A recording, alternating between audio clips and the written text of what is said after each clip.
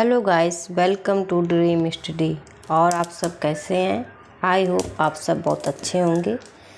पिछली क्लास में हमने बताया था कि अगली क्लास विराम चिन्ह से संबंधित होगी, तो चलिए हम विराम चिन्ह को लेके आ गए हैं। चलिए तो स्टार्ट करते हैं। इससे भी लगभग 4 से 5 नंबर बन ही जाते हैं, तो ये भी टॉपिक बहुत ही इम्पोर्टेंट माना जाता है।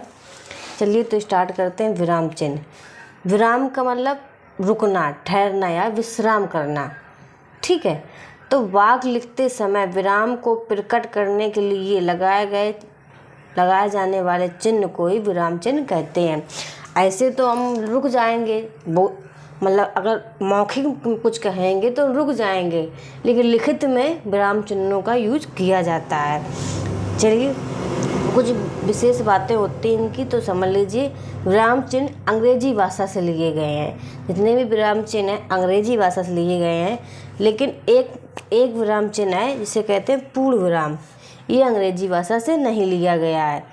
तो आप ये चीज़ याद रखना, पूछ सकता है कि कौन सा विराम चिन्ह अंग्रेजी भाषा से नहीं लिया गया है, तो पूर्ण विराम है। ठीक है, क्योंकि अंग्रेजी भाषा में पूर्ण विराम में एक बिंदु होता है, लेकिन हिंदी में पूरी एक लाइन होती है।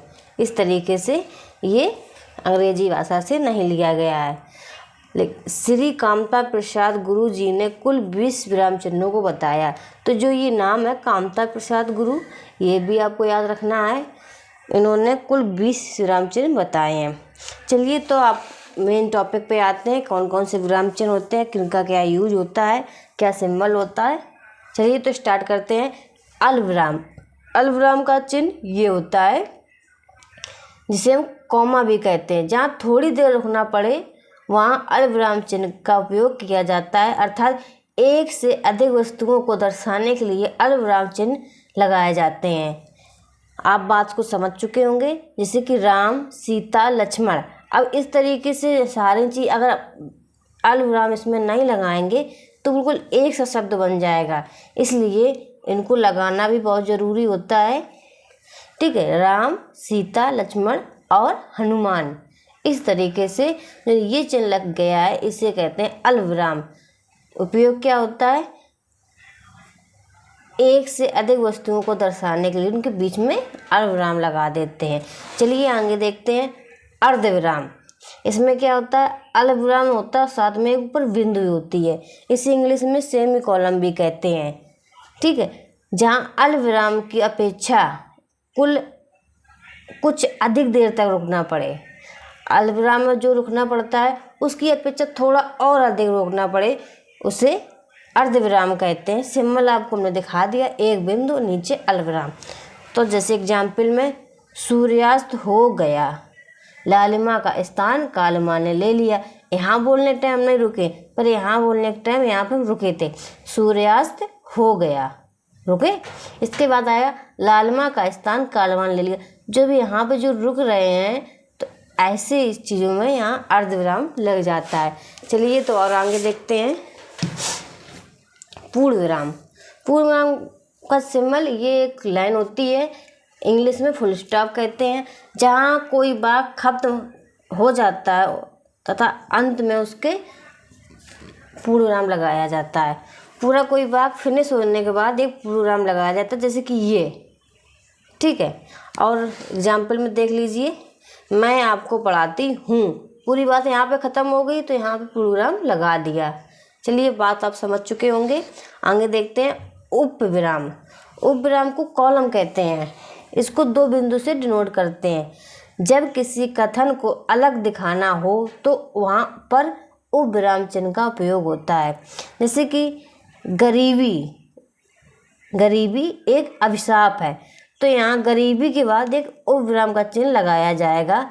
इसके बाद डिनोट किया जाएगा कि वो अभिशाप है या अच्छा या बुरा, कुछ भी हो सकता है। ठीक है, आप समझ चुके होंगे। जैसे कि प्रदूषण एक अभिशाप है। इस तरीके से यहाँ पे उपविराम लगाया जाता। विस्मयादि बोधक चिन्ह, ये बहुत सिंपल होता है, समथिंग सबको ही पता होगा। एक लाइन नीचे एक बिंदु होती है। ठीक है, जैसे कि हर्ष, विवाद, विस्मय, घृणा, आश्चर्य, करुणा, भय आदि का बोध कराने के लिए विस्मयादि बोधक चिन्ह का चिन्ह लगाया जाता है। जैसे हाय, आह, छी, अरे, शाबाश, इस तरीके जो शब्द आते हैं उसमें आगे हम विस्मयादि बोधक चिन्ह इस तरीके से लगाते हैं। जैसे ये चिन्ह लगा रखे हैं हमने, ठीक है। जैसे कि छी, कितना गंदा है, इस तरीके जब बोलते हैं हम लोग, अरे ये क्या हो गया, शाबाश, आप बहुत अच्छे हैं, इस तरीके जब यूज होता है तब हम ये विस्मयादि बोधक चिन्ह लगाते हैं। चलिए आगे देखते हैं प्रश्नवाचक चिन्ह।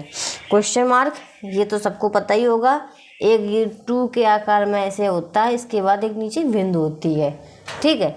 प्रश्नवाचक वाक्यों के अंत में क्वेश्चन मार्क लगाया जाता है, सीधी सी बात। जैसे कि क्या आप पढ़ रहे हैं, तो हम आपसे क्वेश्चन कर रहे हैं कि क्या आप पढ़ रहे हैं। इसके बाद जैसे हम मौखिक में बोलेंगे तो उसमें तो क्वेश्चन मार्क कोई आएगा नहीं, लेकिन लिखित में ये सिंबल दिया जाता है, इससे पता चल जाएगा कि हम क्वेश्चन कर रहे हैं, ठीक है।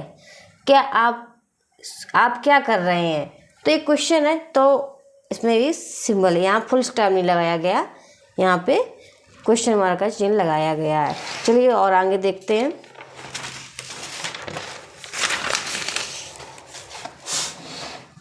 कोष्टक चिन्ह। कोष्टक चिन्ह हमारे 3 प्रकार के होते हैं। इसे छोटा कहते हैं, इसे मझला कहते हैं, इसे बड़ा कहते हैं। इंग्लिश में ब्रैकेट कहते हैं। इसका प्रयोग अर्थ को और अधिक स्पष्ट करने के लिए शब्द अथवा वाक्यांश को कोष्टक के अंदर लिखकर किया जाता है। जैसे कि यहाँ देख दिया हमने, लक्ष्मण है, उन्होंने कहा रुको रावण, लेकिन किस तरीके से क्या है, क्या स्पष्टीकरण नहीं हो रहा है, तो कोष्टक में लिख दिया क्रोध में कहा है उन्होंने, लक्ष्मण ने क्रोध में कहा रुको रावण, तो स्पष्ट कर दिया जाता है कोष्टक में लिख के। जैसे कि मान लो हमारा नाम संध्या है, ठीक है, तो और हमारे कुछ उपनाम भी हो सकते हैं, कुछ और भी नाम हो सकते हैं, तो उसको कोष्टक में डिनोट कर दिया जाता है। जैसे कि यहाँ कोष्टक में हमने लिखा है ब्रैकेट, मतलब इसको भी ये भी कह सकते हैं, भाषा चेंज जरूर है पर चीज़ तो दोनों एक ही है, तो इसको हमने कोष्टक में कर दिया है। इस तरीके से कोष्टक का यूज किया जाता है। चलिए आगे देखते हैं योजक चिन्ह। क्या योजक चिन्ह, इसे हाइफन भी कहते हैं। ये एक छोटा सा लाइन होती है, इस तरीके से इसे योजक चिन्ह कहते हैं। योजक चिन्ह का प्रयोग विलोम शब्द जैसे शब्दों के लिए किया जाता है। जब 2 शब्द एक जैसे हों, मतलब अपोजिट शब्द हों और साथ में लिखना हो, तो उन्हें योजक चिन्ह का यूज किया जाता है। जैसे माता पिता दोनों अपोजिट हैं, तो इनको साथ में लिखना है, तो बीच में योजक चिन्ह का प्रयोग किया गया। जैसे लाभ हानि, दोनों चीज़ साथ में लिखनी है लेकिन दोनों चीज़ हैं अपोजिट, इसलिए यहाँ पे योजक चिन्ह का ऊपर नीचे दोनों अपोजिट है, साथ में लिखना है, इसलिए योजक चिन्ह, ठीक है। अगर अलग अलग कहीं लिखना होता तो नहीं किया जाता है, ठीक है। चलिए आगे देखते हैं अवतरण चिन्ह। अवतरण चिन्ह ये होता है 2 इन्वर्टेड कॉमा, जैसे हम इंग्लिश में कहते हैं सॉरी किसी की कही हुई बात को उसी तरह से प्रकट करने के लिए अवतरण चिन्ह का प्रयोग किया जाता है। जैसे कि इंग्लिश में हम नरेशन पढ़ते हैं डायरेक्ट एंड डायरेक्ट स्पीच में, तो डायरेक्ट में सीधा सीधा इन्वर्टेड कॉमा में, जैसे उसने किसी से कुछ कहा, क्या कहा, वो कॉमा में इन्वर्टेड कॉमा में लिख देते हैं, ठीक है। सेम उसी तरीके से तुलसीदास ने कहा है पराधीन सपने सुखनाई, तो इनकी बात को डायरेक्ट ज्यों का त्यों लिखना है हमें, तो इन्वर्टेड कॉमा में लिख दिया पराधीन सपने सुखनाई। ये बात बिल्कुल सच है, आप इस बात को गहराई से लीजिएगा। चलिए आगे देखते हैं लाघव चिन्ह। लाघव को मतलब छोटा करना, लाघव लघु करना यानी कि छोटा करना। किसी बड़े तथा प्रसिद्ध शब्द को संक्षेप में लिखने के लिए उस शब्द का पहला अक्षर लिखकर आगे शून्य लगा देते हैं, उसी को लाघव चिन्ह कहते हैं। जैसे कि हमने जैसे यहाँ उदाहरण लिखा है, अब उस उदाहरण को पूरा ना लिख के छोटा कर दिया और छोटा सा लाघव चिन्ह लगा दिया। जैसे डॉक्टर को हमने पूरा ना लिखकर डा लिखकर और उसमें लाघव चिन्ह लगा दिया।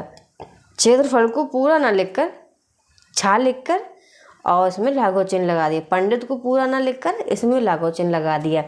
अब आप सबको लाघव चिन्ह में लगा सकते हैं। तो मान लो ये शब्द लिखा है हमारा कहते हैं, कहते शब्द हैं, तो क्या का के आगे लगा के ऐसे कर सकते नहीं। कोई जो प्रसिद्ध शब्द शब्द होता है उसमें कर सकते हैं, ताकि लोग समझ सकें कि शॉर्ट तो है पर है क्या। अब का के मतलब कमल भी हो सकता, कोमल भी हो सकता, इस तरीके से ये नहीं कर सकते हैं। लेकिन डॉक्टर, क्षेत्रफल, पंडित ये प्रसिद्ध चीज़ होती हैं, इनमें कर सकते हैं। चलिए आगे देखते हैं। विवरण चिन्ह, इसमें क्या होता है, विवरण चिन्ह का प्रयोग वाक्यांश के विषयों में कुछ सूचक निर्देश आदि देने के लिए किया जाता है। मान लो कोई चीज़ है, लिख दिया है, अब इसके आगे भी कुछ और है, इसलिए इसमें डिनोट कर दिया जाता है कि इसके आगे कुछ है। जैसे हम इसमें लिख रहे हैं एग्जाम्पल में, विराम चिन्ह के प्रकार। अब विराम चिन्ह के प्रकार, विवरण चिन्ह लगाया, इसके बाद हम प्रकार लिख सकते हैं, कॉमा, अल्पविराम, अल्पविराम, अर्धविराम, फुल स्टॉप, इस तरीके से हम इसके बाद कर सकते हैं। ठीक है, तो आप समझ गए होंगे कि विवरण चिन्ह क्या होता है। आगे देखिए, रेखांकन चिन्ह। अंडरलाइन, किसी भी वाक्य में महत्वपूर्ण शब्द, पद, वाक्य को रेखांकित करने के लिए रेखांकन चिन्ह का प्रयोग किया जाता है। मान लो कोई एक लाइन लिखी है, उसमें जो इम्पोर्टेंट चीज़ होती है, जैसे हम हाईलाइट करते हैं, तो हाईलाइट ना करके, अगर आप पास हाईलाइटर नहीं है, हाईलाइट नहीं कर पा रहे हैं, तो एक अंडरलाइन कर देते हैं कि ये चीज़ इम्पोर्टेंट है, इसमें नज़र जल्दी जानी चाहिए। तो इस तरीके से, जैसे हरियाणा और पंजाब की राजधानी चंडीगढ़, तो मेन इम्पोर्टेंट क्या है, चंडीगढ़ याद रखना हमें। तो हरियाणा पंजाब की राजधानी चंडीगढ़, तो हमने यहाँ हाईलाइट अंडरलाइन कर दी। अगर हाईलाइटर होता तो उसको हाईलाइट कर देते, बात तो एक ही होती दोनों की। ठीक है, चलो आगे देखते हैं। पदलोप चिन्ह, इसमें क्या होता है, जब वाक्य या अनुच्छेद में कुछ अंश छोड़ कर लिखना हो तो लोप चिन्ह का प्रयोग करते हैं। जैसे कि कोई वाक्य लिखा है, आगे भी कुछ और लिखना है, तो ऐसे 3 डॉट लगा देते, इससे ये सिंबल हो जाता है कि इसके आगे कुछ है। ठीक है, चलिए जैसे एग्जाम्पल देखते हैं। मैं सामान उठा दूंगा पर, मैं सामान उठा दूंगा पर का मतलब आगे कुछ और वो कह रहा है, कोई रिश्वत लेगा, कुछ लेगा आपसे बदले में, तो ये चीज़ उसमें डिनोट कर रहा है। ठीक है, 3 बिंदु रख दिए जाते हैं बराबर लगा के, तो ये हो जाता है कि इसके आगे कुछ है। पद लोप है, मतलब पद माने वाक्य, पद माने ये शब्द, और लोप माने अभी लुपे हैं, छुपे हैं, आगे हैं। ठीक है, आगे देखते हैं। पुनरुक्ति सूचक चिन्ह, इसमें क्या होता है, कॉमा, जैसे एक खाली एक ऐसा होता है उसे कॉमा कहते हैं। जब ये 2 चीज़ें हो जाती हैं तो पुनरुक्ति सूचक चिन्ह हो जाता है, यानी कि रिपीटेड वाला। पुनरुक्ति सूचक चिन्ह का प्रयोग ऊपर लिखे किसी वाक्य के अंश को दोबारा लिखने से बचने के लिए किया जाता है।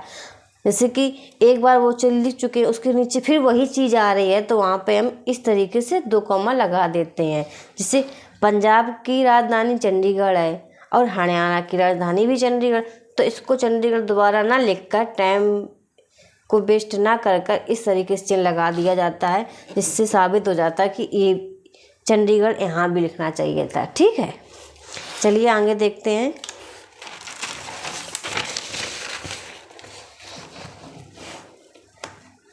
विस्मरण या त्रुटिपूरक चिन्ह, इसका प्रयोग लिखते समय किसी शब्द को भूल जाने पर किया जाता है।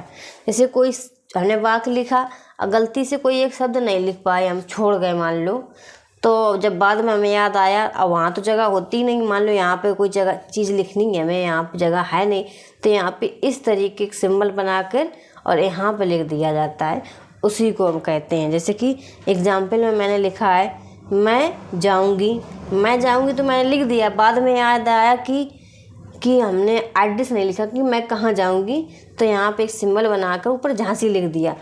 तो इस तरीके से इसे कहते हैं, जो ये छोटा सा सिंबल होता है, इस तरीके से इसी को कहते हैं त्रुटिपूरक चिन्ह। मतलब त्रुटि हो गई है, उसे पूरा करने के लिए चिन्ह को लगाया गया है। तो इतने जो हैं विराम चिन्ह बहुत इम्पॉर्टेंट होते हैं, समथिंग 4 से 5 नंबर हो ही जाते हैं, तो 4-5 नंबर बहुत मायने रखते हैं और बहुत सरल भी होते हैं। उनके सारे मतलब नाम में ही उनका अर्थ छुपा होता है कि किसका कहाँ यूज हो रहा है। ठीक है, तो आई होप आपको समझ में आया होगा। इसी तरीके आप हमारे साथ बने रहिएगा, पूरी तैयारी आपके साथ होगी। चलिए तो आज का टॉपिक यहीं समाप्त करते हैं। बहुत बहुत धन्यवाद।